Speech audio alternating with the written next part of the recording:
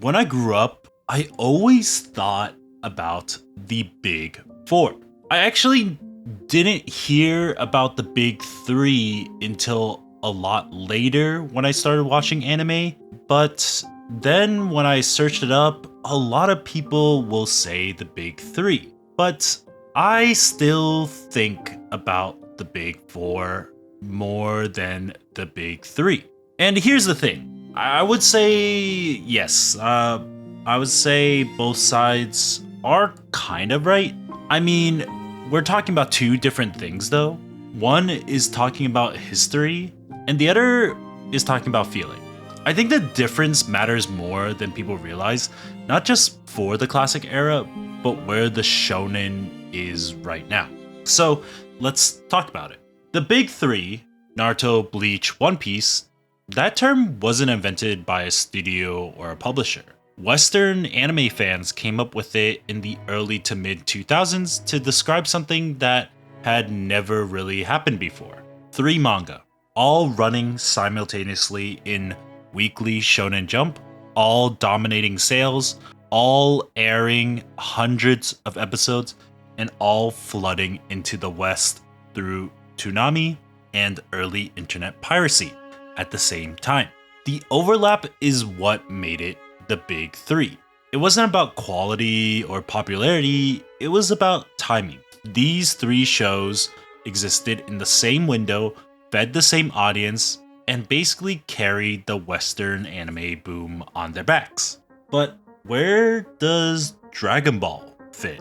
Because when I was growing up, I always thought Dragon Ball should be in the big three, making it the big four. Well, Dragon Ball's manga ran from 1984 to 1995. One Piece didn't even start until 1997, Naruto was 1999, and Bleach was 2001. Dragon Ball was a whole generation earlier. And that's not a small detail. A lot of people, especially longtime fans, will tell you that putting Dragon Ball into Big 3 to make it Big 4 actually undersells it. It's not one of the packs, it's the reason why the pack exists. The tournament arcs, the power scaling, the transformations, the rival dynamics. Dragon Ball wrote the blueprint that every battle shonen after it built on top of. And I get that argument. Historically, it makes sense to keep them separated.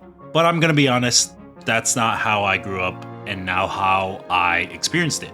When I was growing up, Dragon Ball Z aired right alongside Naruto, Bleach, and One Piece on the same TV blocks, in the same conversations at school. For a lot of us, and I think this is especially true if you're around my age, they weren't from different generations. They were the same thing. They were the four shows that made you fall in love with anime before you didn't even know the word anime. I didn't learn about Dragon Ball's publication history until way later. By then, it already had fused into this single memory alongside the other three. And I think, well, hopefully it's not just me, but I think a lot of people will share the same experience that I had. So yeah, the big three, yeah, it's a fact, and the big four is a feeling. And I don't think one cancels out the other, but here's where it gets interesting for me. Because if we're gonna talk about the big four, I think we also have to talk about what comes next. What are the shows that define this generation? The way those four defined mine. And that question is harder than it sounds, because shonen doesn't work the same way anymore. The old Big Four was built on endurance, hundreds of episodes, weekly releases for years. You lived inside those shows. They grew up with you. The modern anime industry doesn't really allow for that anymore. Everything is seasonal now, 12 episodes, maybe 24 if you're lucky, then wait a year or two for the next batch. So a modern Big Four can't be measured the same way. It's not about who ran the longest, it's about who hit the hardest. And when I think about it that way, four shows come to mind. The first one, and I don't think this is controversial, but is Demon Slayer. I know not everyone loves it. Some people might think the story is too straightforward, the characters are too simple, and I hear that. But what Demon Slayer did for the anime industry is hard to overstate. It brought in a massive wave of new viewers. It proved that an anime film could compete in the global box office. It basically invented the trend of turning manga arcs into theatrical releases. Whether you think that's a good thing or not, it happened, and it changed the business. Demon Slayer is the gateway anime of this generation, the same way Naruto was for mine. On to the second one, I would say is JJK. I mean, Jujutsu Kaisen and Demon Slayer kinda share the same DNA. On the surface, you got curses, demons, exorcism, adjacent power systems, but they feel completely different in practice. Where Demon Slayer leans into spectacle and emotion, JJK leans into complexity and tension. And Mappa's work on that show, especially in the later season, pushed the bar for what people expect from shonen animation. There's a reason it exploded the way it did. It felt like something new, even when it was doing familiar things. And third is Chainsaw Man. This one's a little bit different because Chainsaw Man doesn't really play by the rules of shonen. It's unpredictable in a way that most battle shonen just isn't. The first season divided people. Some loved the tone, some wanted more action, but when the Reze arc hit as a film, it kind of proved what Tatsuki Fujimoto had been building towards all along. You could walk into a movie with zero context and still be completely absorbed. That's rare. And it's the kind of show that pushes the genre forward even when not everyone's on board with it. But lastly, the fourth is this one I really went back and forth on. Part of me wanted to say One Piece because One Piece transcends eras and it is still going on, still massive, still culturally dominant.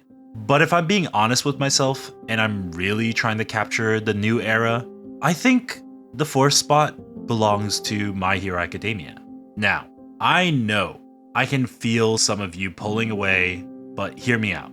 If you dropped off early, I get it. The middle stretch of MHA tested a lot of people's patience, but those final seasons, the Endeavor's arc, the family backstory, the way it brought everything together at the end, that was some of the most emotionally resonant shonen storytelling I've seen in a while. And more than that, My Hero was the entry point for an entire wave of anime fans in the late 2010s. It carried that weight for years. That matters when we're talking about which shows defined a generation. So that's my modern big four. Demon Slayer, JJK, Chainsaw Man, My Hero Academia. But here's the thing I keep coming back to. When I compare these two groups, my classic big four and this modern one, they don't just feel different because of time. They feel different because shonen itself has changed. The shows I grew up with were built around optimism. Naruto wanted to be Hokage. Luffy wanted to be king of the pirates. Goku just wanted to fight stronger people. Even Bleach, as dark as it could get, had this underlying current of a guy protecting the people he cares about. They were underdog stories at their core. You believed these characters would make it because the stories believed in them. The modern Big Four doesn't quite feel that way. JJK's world is ruthless. Chainsaw Man's protagonist barely understands what he's fighting for. My Hero's ending is bittersweet in ways the genre rarely allows. Even Demon Slayer, for all its warmth, is rooted in irreversible loss.